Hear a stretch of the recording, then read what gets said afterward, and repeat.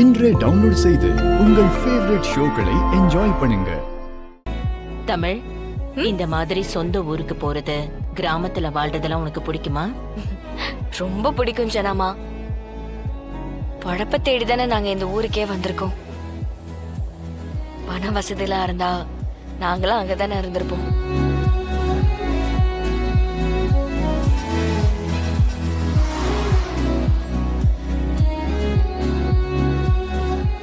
டிரைவர்னா சொல்லுங்க மேடம். காரை அந்த இரணி கடை பக்கத்துல நிப்பாட்டிருங்க. சரிங்க மேடம்.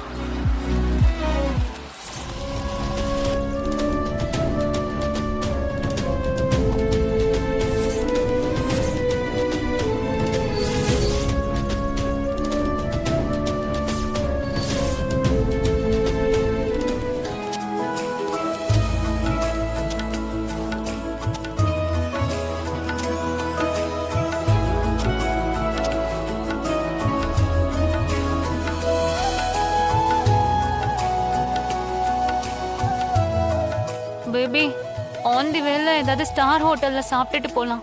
உங்களுக்கு இளநீ வேணும்னா இங்க குடிங்க, இல்லனா நாங்க சாப்பாடு கொண்டு வந்திருக்கோம், அங்க போய் உட்கார்ந்து சாப்பிடலாம்.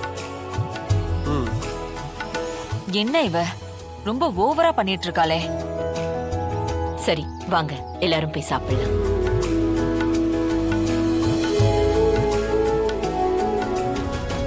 மீனா, இவ ரொம்ப பண்றான். ஜனாமா இருக்கிறதுனால அமைதியா இருக்க வேண்டியதா இருக்கு. ஆமா, இவளை நம்ம அழைச்சிட்டு வந்திருக்க கூடாது. சோத்துக்கு வழி இல்லாதவங்கிறத கரெக்டா காட்டுறா பாரு. போற இடம் முழுக்க புளியோதரை கொடுக்குறா. தமிழ புளியோதரை பிரியாணி மாதிரி இருக்கு மச்சான். உனக்கு எப்படி இருக்கு? பிரியாணி மாதிரிலாம் இல்ல, ஆனா நல்லா இருக்கு. புளியோதரை மாதிரி இருக்குல்ல, சாப்பிடு.